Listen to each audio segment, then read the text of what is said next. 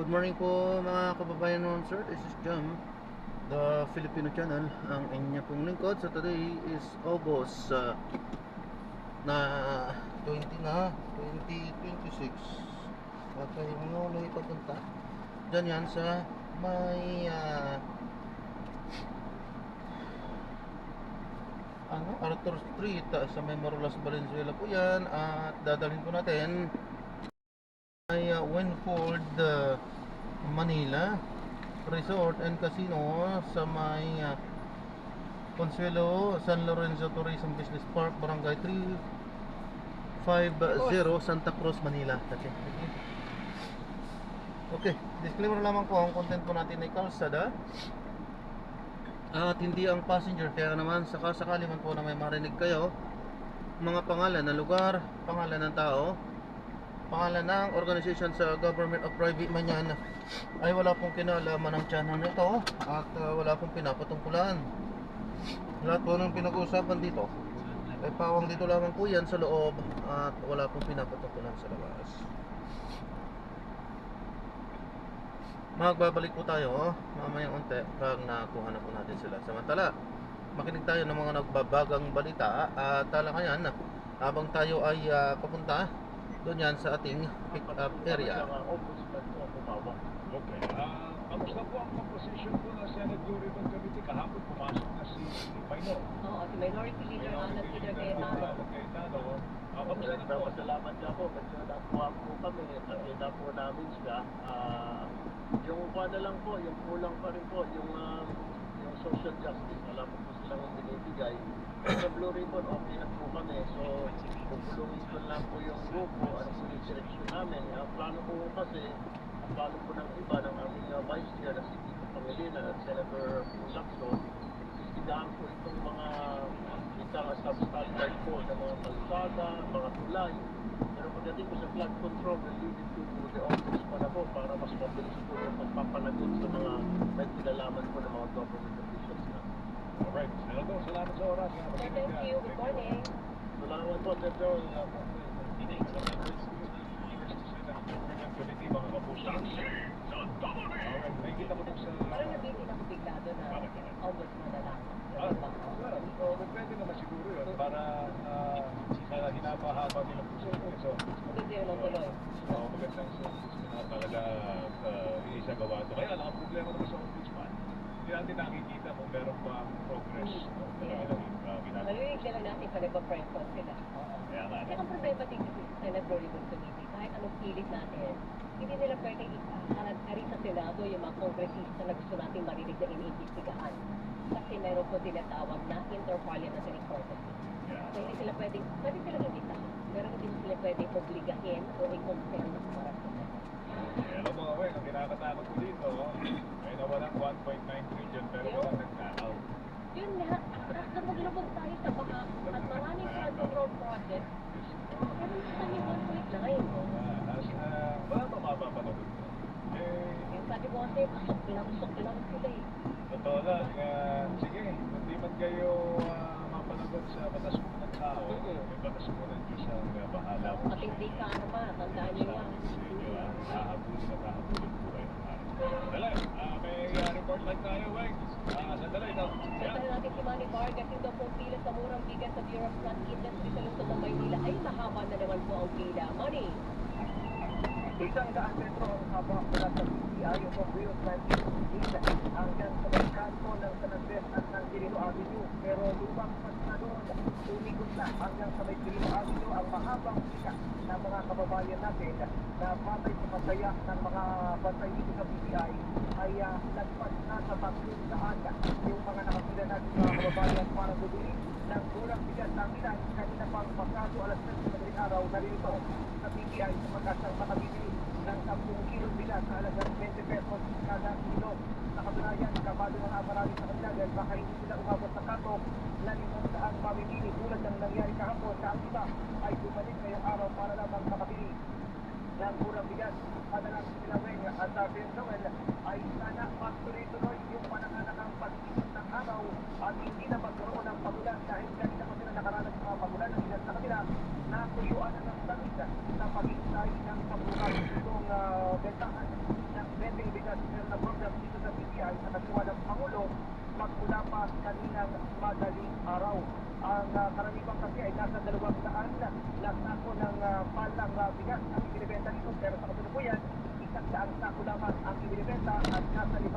individual lamang ang nabibili niyan ngayong araw na ito.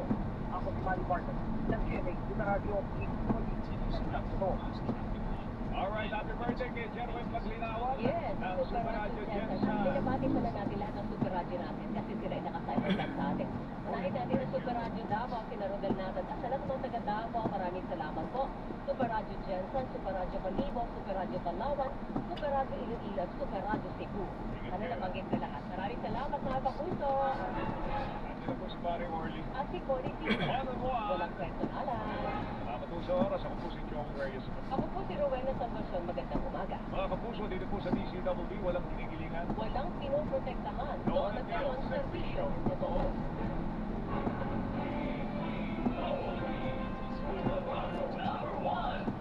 DCWB, Pasitang Totoo.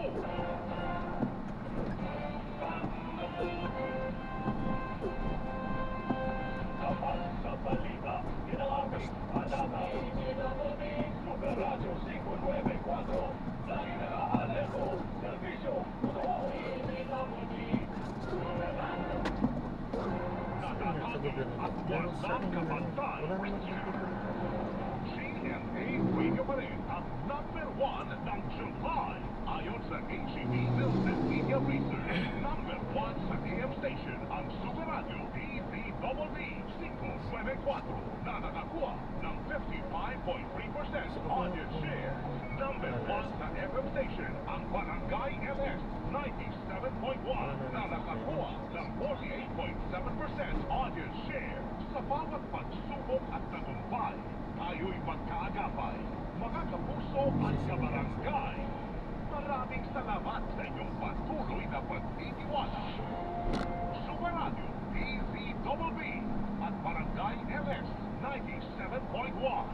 GMA Radio, solid number 1. Para hindi mahuli sa mga balita, sundan ang mga social media accounts ng Super Radio DZWB. Mag-subscribe sa aming YouTube channel at i-follow kami sa Facebook, TikTok at X.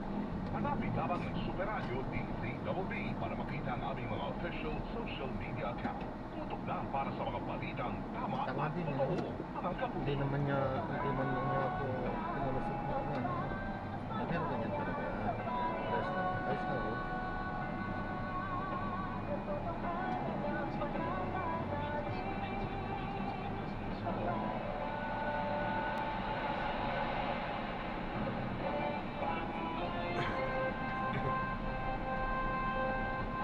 Sa balita, sinangaping panata. Super Radio 594, lagi naka-alerto, servisyo, totoo.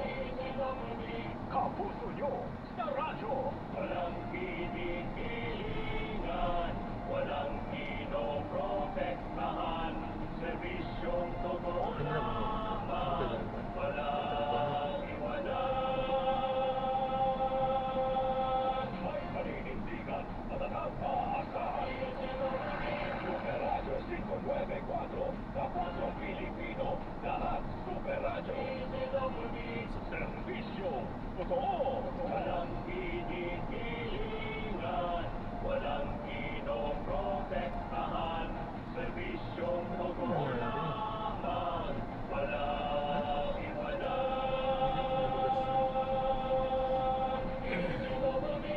Kaya na.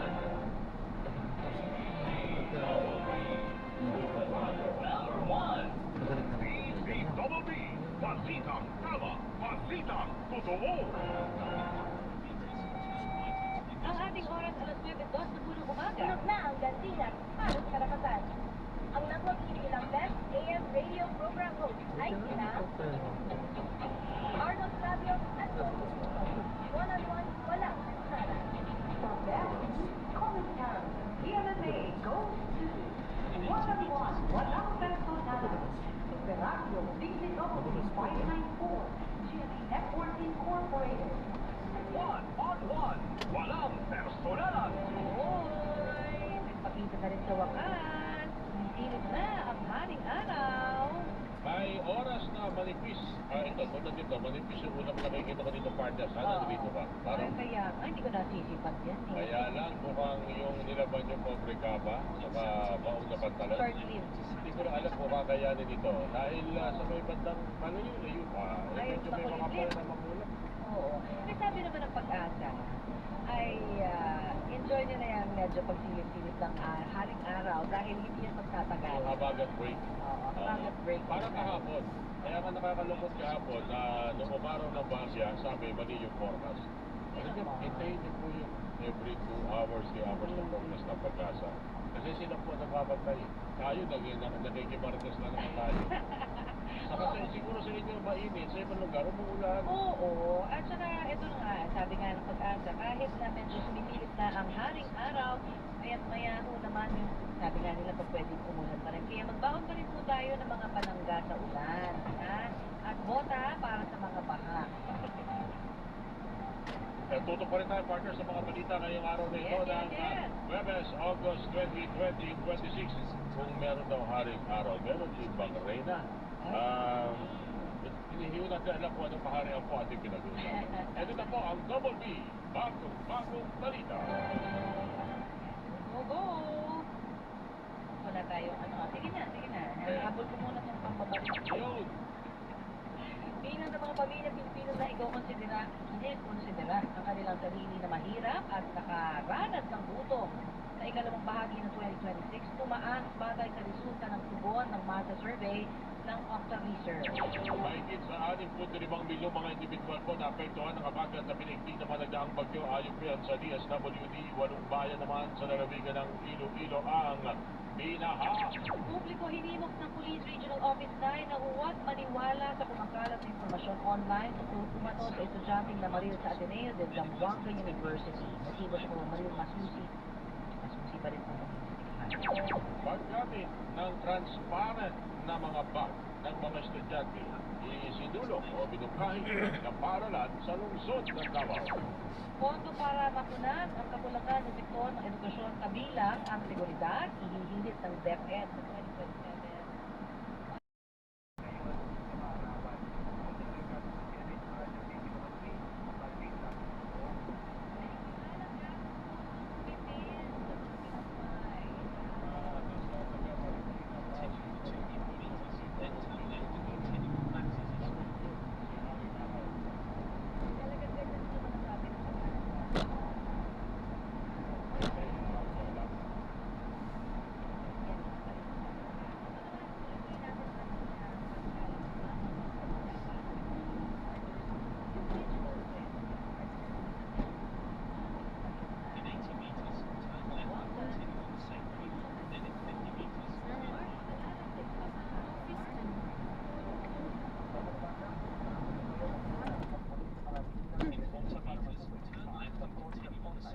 On the way?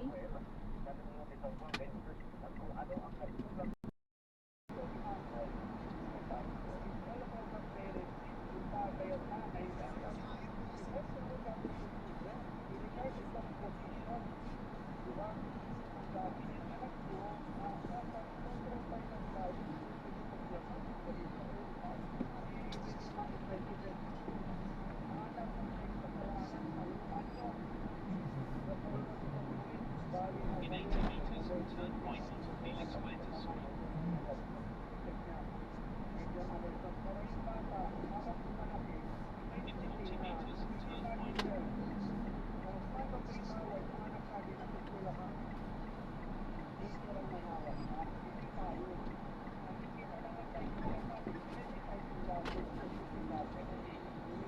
In 40 meters, turn right. In 90 meters, turn left onto MJC Highway.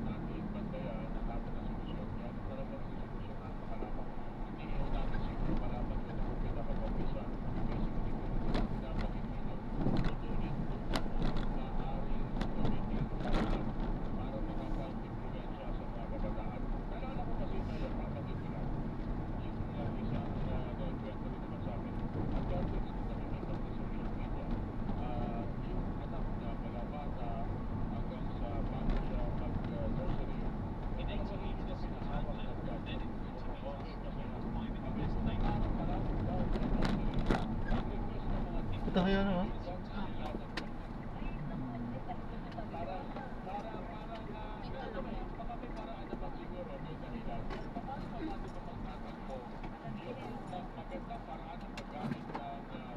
Ito. Ingat po, God bless po. Double check ang gamit. Okay. Ito ka arkin.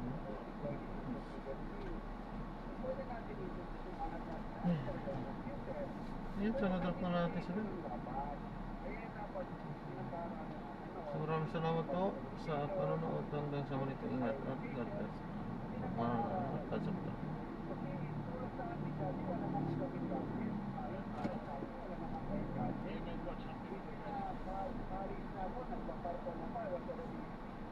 Dito isot, kumikita na ako, may sahod na ako, wala pa rin ako cellphone, nagtitawag na ako sa pinsan ko. Yes. Can you Alright. imagine? Dahil Anyway, hindi ko mahina tayo sa gadget, gadget wala pa anyway, tayo.